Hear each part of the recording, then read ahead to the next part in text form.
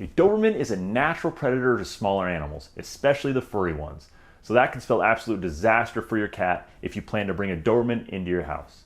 Luckily, there's a few real basic tricks that you can do which will drastically increase the chances of these two natural adversaries getting along.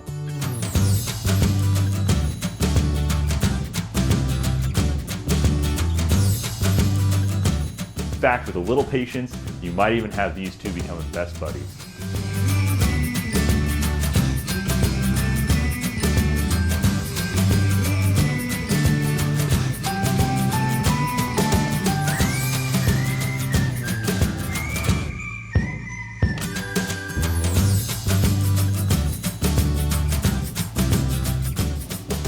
Injuries can occur very easily between a large dog like a Doberman and a small furry animal like a house cat. They can even just be accidental injuries. You know, if the cat is small and doesn't know to get out of the way when they're playing and wrestling and rolling around, the dog could easily roll over a cat and cause serious injuries. A small swipe of the paw on the cat's back could break the back.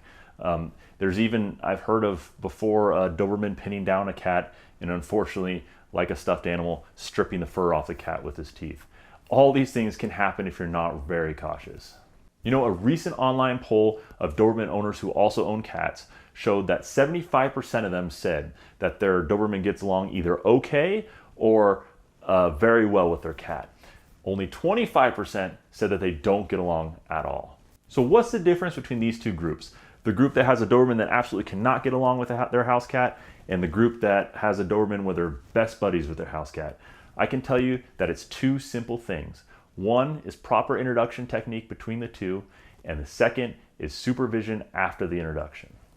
There are 4 main steps that I use to introduce a Doberman with a cat to set them up for success. Now, the first step is to introduce them by scent only. Now, you might think that this might only have a minimal impact, but really in the animal world, scent is everything. So start off by having them on opposite sides of a door from each other, for example. They'll be able to smell each other underneath the door and just get a very basic introduction of each other's scent. Then, a little bit later, maybe use an old t-shirt and put it in the bed with the cat and a different old t-shirt in the bed with your dog. The next night, swap the t-shirts over and do that for a few nights. That'll really help get them acclimated to each other's scent. Step 2, alternate rooms. Have one room be the dog's main home base for the day and the cat in another room. And then the next day, switch the two. This will help them get acclimated in each other's territories and kind of get that initial, scent is a big part of it, but also just that initial introduction to the other's territory, which really, that's what it is when you have them sharing a home. They're in each other's territory. Step 3, introduce them through a barrier first. Now by barrier, I mean like a child's gate or a chain link fence. So have your dog and yourself on one side, playing and interacting, and the cat can walk by or be somewhere near on the other side of the barrier. You can say hi to the cat, the dog can see the cat, that's great, that's fine. Just make sure you don't stay hyper-focused on the cat. Distract the dog while the cat's sitting there over to a ball or a toy, and make sure he knows that the cat's presence is not a big deal, and you'll be way more successful. Step 4, introduce them with no barrier between them. All right, this is where the rubber meets the road. Okay, so hopefully by now you've done good acclimating to each other's scent. You did the introductions through a barrier, so your dog hopefully now knows that your cat's presence is not a big deal. Now, when they're actually face to face, you know, have a little distance between them so it's not, you know, right in each other's face so that things stay a little calmer. I like to keep the dog on a leash. Now, there's 2 sides to that. One is a Doberman generally feels a little more protective when they're on a leash, so you got to counteract that. You got to make them feel calm and relaxed and just play with them as if they're not on a leash, you know, interact with them, but have a leash there so that you can pull him out of the situation if it gets ugly real quick. So I do like to have him on a leash for that reason. But try and distract him, keep everything cool and calm, keep your attitude relaxed, and when the cat's there, he can see the cat, maybe even interact lightly with the cat. If things go well and he's being really gentle with the cat, reward and praise him like crazy. If things go a little bit south, you can lightly correct him, but be careful with any harsh corrections because you want to maintain a positive attitude and a positive experience when he's around the cat. But do these things and you should be off to a great start with the relationship between your Doberman and your cat.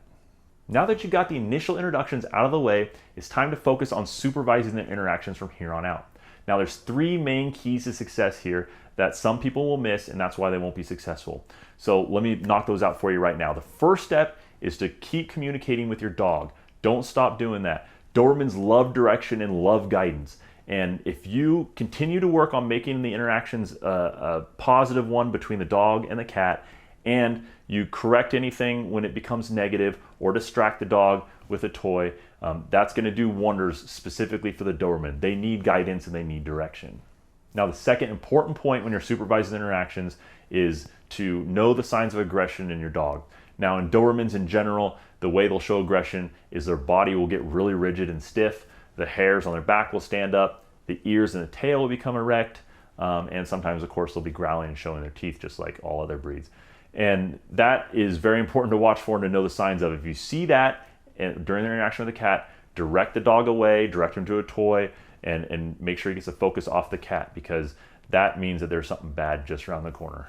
Now, the third point about supervised interactions, and this is probably the most important point, especially when it comes to really any step that I've told you, is the attitude. You got to maintain the attitude that this is not a bad thing, that this is not something you're fearful of.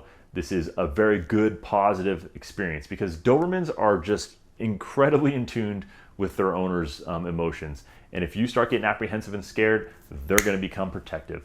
And that's where you can have problems. Hey guys, one little bonus tip for you. Make sure your cat always has a means of escape to get away from your dog.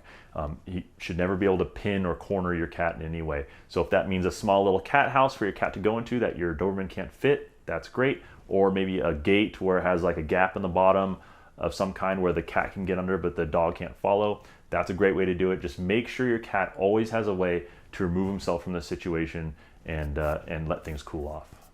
If you want to know exactly what you're getting into by getting a Doberman, check out some of my other videos. They're really critical for someone new to the breed who's never owned a Doberman before. They're just so different than any other breed.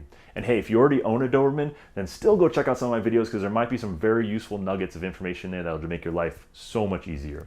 Guys, I really appreciate you watching. Don't forget to hit that subscribe button down here, or I always get lost. Hit that subscribe button, hit the like button while you're at it. Thanks for watching.